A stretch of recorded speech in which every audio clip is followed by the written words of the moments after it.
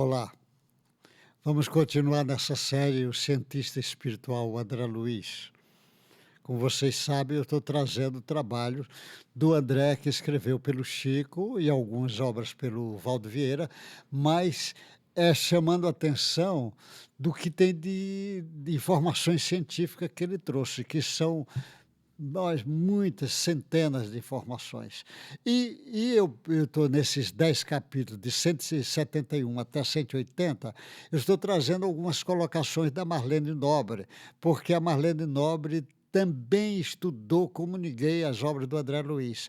E por que eu estou trazendo? Porque a Marlene ela junta as obras do André Luiz com a do Emmanuel, principalmente o Caminho da Luz, mas ele traz outras também, mas ela pega o que os cientistas atuais estão dizendo, que vai batendo as informações do André Luiz, porque a maioria das pesquisas do André, ainda a ciência convencional não forma.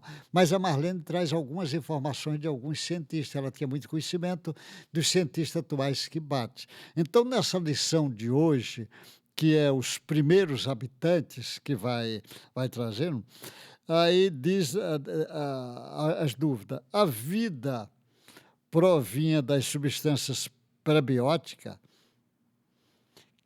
Quem teria vindo primeiro? Proteína, genes ou célula?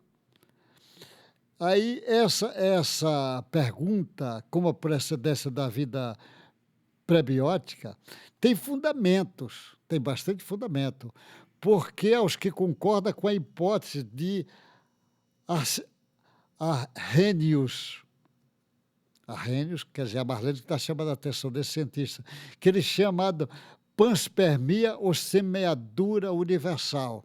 Ele está dizendo que a vida veio de fora, mas o André também está dizendo isso também.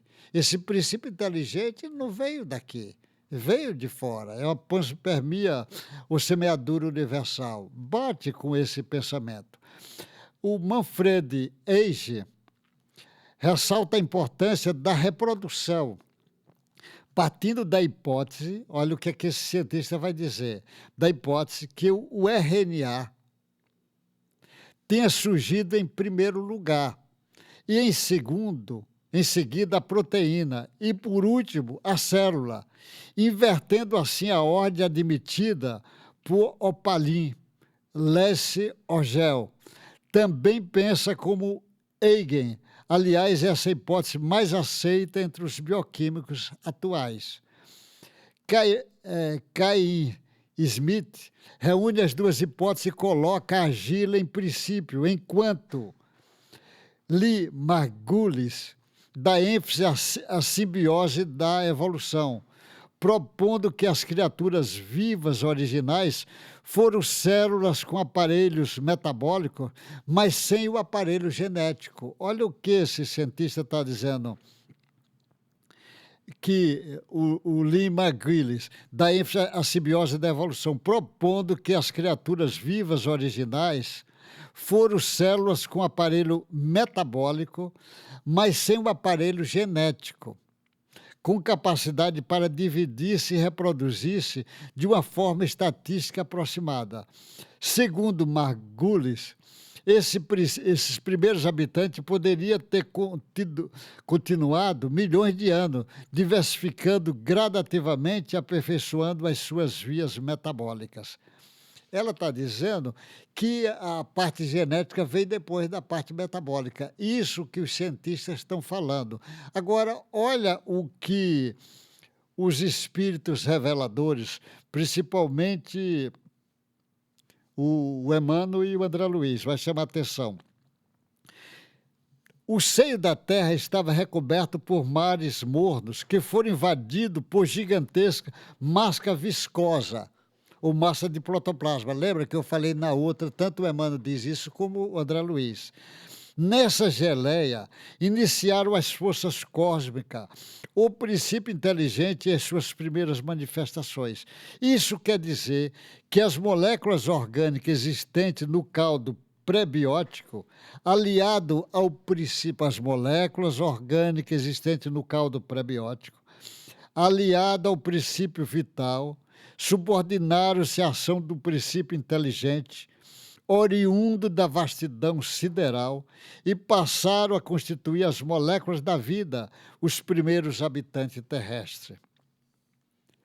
Como vê, a teoria, ao que a Marlene está dizendo, a teoria da panspermia, ou semeadura universal, defendida por Arrhenius, Francis Crick, Liese Ogel, Fred Hoyle e outros, é verdadeira no que diz respeito à origem do princípio inteligente.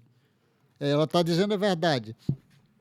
O insight desse cientista está correto no que concerne o aparecimento das crisálidas das consciências imperecíveis que terão de passar pelo buril do tempo em incontáveis encarnações oriundas dessa grande nuvem de força cósmica.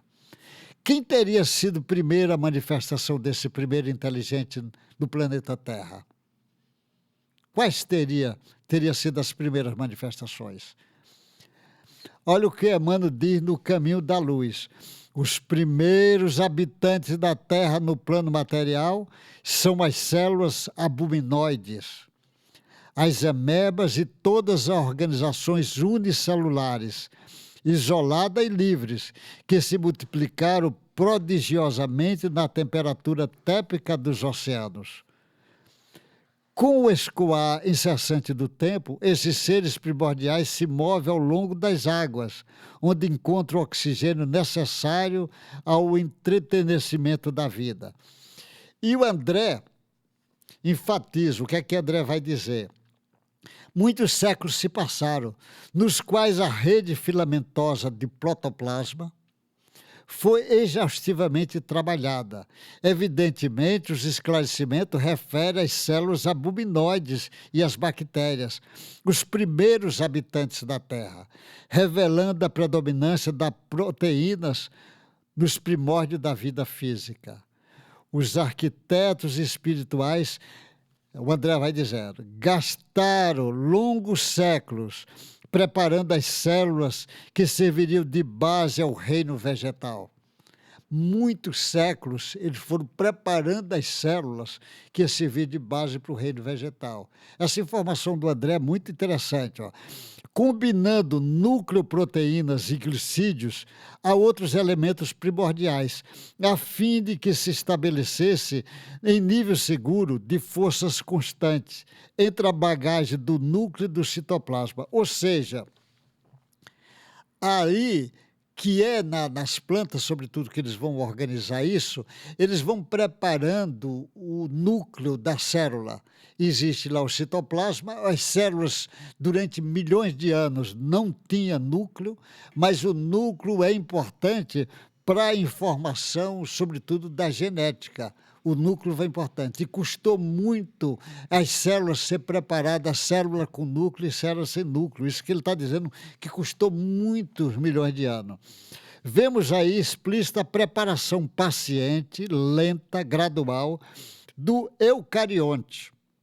Célula constituída de núcleo e citoplasma. Eucarionte é a célula... Isso custou muito tempo para as células sair do procarionte para eucarionte.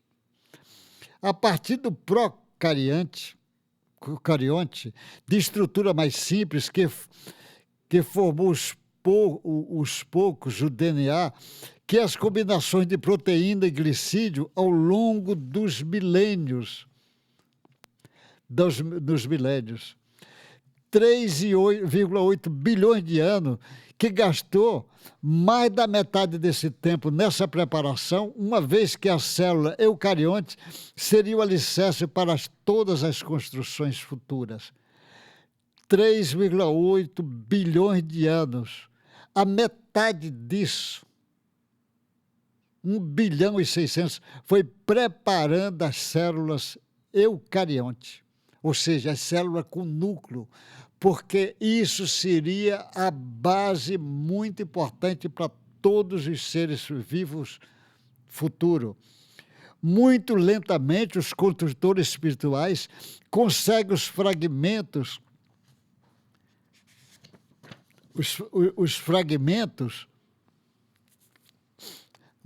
de cromatina, organiza os cromossomos e condensa nele as formas vitais de reprodução. Então, ele está chamando a atenção que o metabolismo veio bem antes. Para organizar essas formas vitais da reprodução, vai precisar ele se organizar as cromatinas, essas cromatinas se organizar e formar os cromossomos, porque é nos cromossomos que vai estar os genes, que vai dar a forma, vai ajudar a formar a forma. Então, a divisão direta ou a mitose é largamente usada para, em seguida, surgir a mitose ou divisão indireta. Ou seja, no início a divisão era simples, apenas as células se dividiam. Mas custou muito para preparar essa divisão indireta. E foi preciso ter o núcleo, as células. Isso custou, ele está dizendo, 1.600 anos para preparar isso. É a base de todos os seres vivos, essas células, em que alterações naturais da mundo celeste se refere ao núcleo, pronunciando sempre maiores transformações. Ela diz, aí o que é que a Marlene vai dizer agora? Olha o que ela diz. A hipótese de Lee Margulis, bem como a de todos que colocam a proteína no começo, é a mais provável. Margulis especula que muitos diferentes tipos de sistemas químicos reprodutores encerrava por membranas pode ter surgido, evoluindo por um momento e então desaparecido novamente antes das primeiras células emergirem. Muitas estruturas dissipativas, longas cadeias de diferentes reações químicas, devem ter evoluído, reagindo e desmoronando antes que a elegante hélice dupla do nosso ancestral básico passasse a se formar a réplica com alta fidelidade. Assim, é o que é que ela vai dizer. Dos primórdios, as proteínas foram construídas primeiro e pacientemente trabalhado ao longo dos milênios. Desse modo, os organismos puderam exercitar a reprodução direta ou a mitose, largamente empregada. No início e ao mesmo tempo, repetia a exaustão até automatizar as funções metabólicas, indispensáveis à sobrevivência. Somente mais tarde, depois de milhões de anos, conseguiu o exercício da mitose ou divisão indireta, partindo então com mais segurança para outro ciclo evolutivo. Olha o que ela está dizendo, o André está chamando a atenção, que veio primeiro o metabolismo, depois é que veio o processo de reprodução indireta, porque precisava ser preparado. Mas o metabolismo pôde existir ainda quando as células não tinham núcleo, estava só do citoplasma. Ele foi preparando, isto custou muito tempo, esse preparo, milhões de anos, mas esse núcleo é muito importante para o trabalho que vai vir lá dos genes, das informações que estão no núcleo. Apesar de antes do núcleo, já existia informações ali do hereditariedade nas mitocôndrias. Nas mitocôndrias já tinha que estava dentro do citoplasma para dar essas informações. Esse trabalho é muito interessante. Eu sei que faz confusão na cabeça de alguns, mas não tem problema. Vai armazenando isso que na frente eu vou juntar tudo e você vai poder entender melhor. Vai guardando essas informações na tua parte mental, se você não estiver entendendo, guarda lá no teu inconsciente, que na hora certa eu vou puxar isso tudo e já está armazenado, você vai poder entender tudo. Olha, boa sorte, até o próximo encontro nosso. Nessa série, o André Luiz, o cientista espiritual.